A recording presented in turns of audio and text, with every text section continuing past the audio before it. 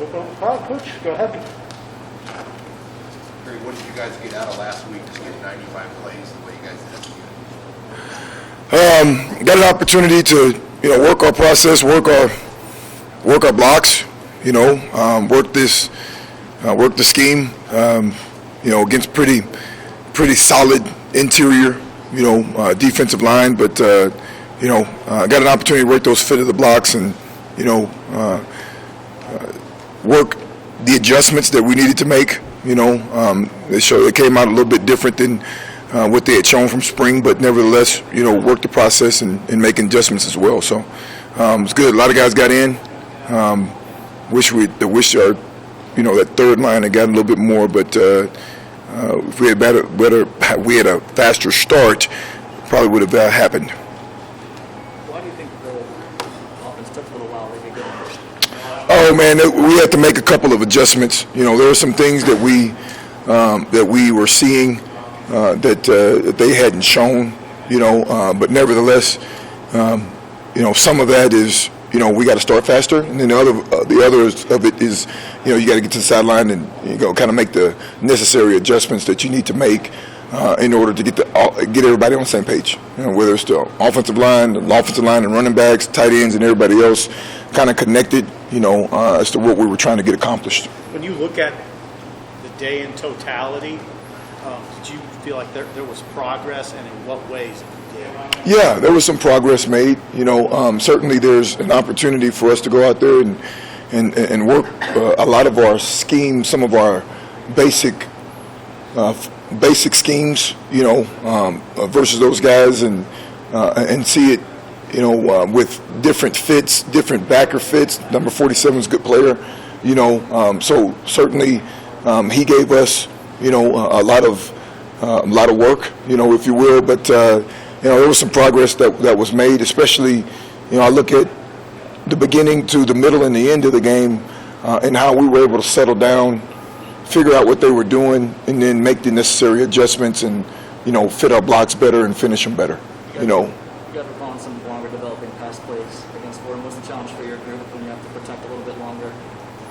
Got to stay on the block a little bit longer. That's the best way I can say it. But nevertheless, our guys were up to the challenge. We knew that we had to get better, especially from week 1 to week 2 protection, and we challenged the guys to get better, and they answered the bell. We had one play where the quarterback had to adjust. Well, Adrian, that is, had to adjust, his setup to work around a tackle that, kind of got a little bit of inside push. But nevertheless, I thought our guys did a pretty good job overall in protection all day. Through 2 games, would you say your offensive line's about where you expected it to be? The expectation is for us to get better every day, every week. Well, we made progress from week 1 to week 2. This is a gelling process. We got, the left tackle was back and fully healthy this past game. We had worked different guys in during the week, and certainly there's a lot of guys that, we're still working through the kinks of, being young in some cases. And that's the one thing that you get when you got a young offensive line is that, when there's new wrinkles that the defense throws at you, you're going to have to do a good job of coming to the sideline and strategically making the adjustments that need to be made and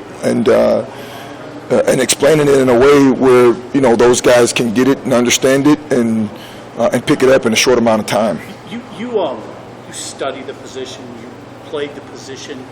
You can answer this. I don't know this kind of stuff. How often does an offensive line come out and play its best games week 1 and week 2? Does that happen very often? I don't know. I haven't really studied it from a standpoint of production. Certainly there's a measure of who you're playing, but when you talk about playing your best game, you're talking about being as detailed as you can, taking the proper footwork, et cetera, et cetera. I think that overall, over the course of a season, you look for progress to be made, and those guys gelling, and even, maybe an injury or a tweak here or there, wherever, just those guys binding together and really working, having their best football being played middle to the last part of the season. in the beginning of the season, you're still trying to work through a little bit of some kinks, and there's some things that you've probably seen in fall camp that you got to make adjustments to because you're no longer in fall camp anymore and you're playing different opponents. So and then there's a lot of film that you can go by throughout the year, and that's the one thing that's a big deal early on is that once you play 3 or 4 or 5 games, now you got 3 or 4 or 5 games of film. You know your opponent, you know your matchup, you know the guy and how he's surfacing blocks, how he's taking on blocks. When you're not equipped with all of that information early on, from time to time, you got to make the tweaks within the game, and if you have a more seasoned offensive line, those tweaks can be made sooner rather than later. The younger you are, the longer it's going to take for you to get those tweaks done. And our guys, like I said, I'm proud of them because they made the necessary adjustments when they needed to make them at the proper time. And then certainly coming out at halftime, we continued on, and the guys were locked in. And all of our guys were locked in. All the guys that played, even when we got the next group in there, they were dialed into the adjustments that we made, and then they kept it going. Hey, Greg, you guys have had a lot of transfers on the offensive side who are helping you all over the place. On the line in particular, I'm curious about Nuri and Ezra, and what made you know or believe in the process of finding those guys that they would be good fits to come in and help you? Well, Nuri's the guy that we really recruited. He came out of Norris, right? And we recruited him as a non-scholarship walk-on initially, and then he ended up going to Colorado State. So we kind of knew what he was about and how he would progress. We knew he had the size. We just didn't know a whole bunch about his ability to play at this level. Obviously went to Colorado State and did well out there. So when he decided that he wanted to come back, we were ecstatic because we felt like, all right, we're getting a guy that's kind of more or less proven. Ezra, we recruited out of high school initially, and then obviously he committed to Iowa early, went to Iowa, things didn't work out there, so we kind of had some intel on him. We knew how good a player he was in high school, so even when we recruited him, we knew, all right, we're getting a pretty good player that has some value. And then when they get here, those guys are true to form in terms of their value. Certainly guys that have to continue to develop, but nevertheless guys that we feel like are going to be good players in the near future. Is there kind of a new art to having to find those guys that you had a connection with as transfers because you don't get to know them as well as you would a high school player? Yes and no. I mean, when you think about some of these transfers that come in, it's a matter of they've gone through the process of the recruiting process, if you will, and they built the relationships with that initial school. Now it's a matter of, okay, once you get in, it's more of a business decision, and now once the ancillary people, if you will, some of the parents and guardians and all of those, you'll get connected to them, but you won't have the same connection that you would if you were just recruiting a kid coming out of high school. And quite frankly, when those guys get here, they've gone through the first year of college elsewhere, so a little bit more mature and a little bit more ready intangibly to go and attack the task at hand. They've gone through that first year of having to balance the social life and the balance the football responsibilities, with all of their other responsibilities as collegiate athletes. What do you think of Buffalo's, switch topic big time, Buffalo's pass rush on tape? What do you see from that? Yeah, those guys are stingy. I mean, those guys do a good job of working their hands. Okay, they're quick twitch guys that play with a lot of leverage. We got our work cut out for us. Michelle is the guy that's going to come off the edge right there, number 6, and he's going to be quick up the field. And we got to do a good job of reading our keys and making sure that our eyes are in the right spot, taking the right set lines. The interior guys are going to push the pocket. Challenge ahead of us. But I think every week you got to continue to build on the challenges. And you got to work the process. So we're dialed into them. Again, like I said previously, when you have film on guys, especially if they played at least one game, now you kind of know, all right, what you're getting yourself into. You can really prepare and really get work on what you know to be the favorite moves of the guys, right? And that's what we're actively working on right now. So we're excited about it, and we're excited to tee it up with them. You had Teddy Nebraska out there with the second group. What's he done, I guess, to this point to be in a position to be out there with those guys? And I guess how is he going to progress him? He's been here less than a year. So. Yeah, I mean, he's a kid tangibly that has the tools, right? He's tall, he can bend, his quickness, but intangibly, man, he's a mature kid, and he's, he came in as a mid-year and in spring ball, learned the playbook, did a great job of learning the playbook. Very astute kid, smart, and it was just hard to keep him off the field. It was hard to not give him those opportunities, and with every rep he's grown. He learns from every rep. And one thing about Teddy is that he's hard on himself. And in this life, you got to be hard on yourself. You can't be too hard on yourself. But one of the things that I liked about him was that, he's hard on himself from a standpoint of wanting to get it done. Some guys, when they mess up, especially as a young guy, they just kind of assume, oh, I'm young, I'm still learning. They kind of give themselves some personal grace. Teddy doesn't give himself a whole bunch of personal grace. He's not so hard on himself that he's, that it becomes, volatile. But nevertheless, he wants to be really good.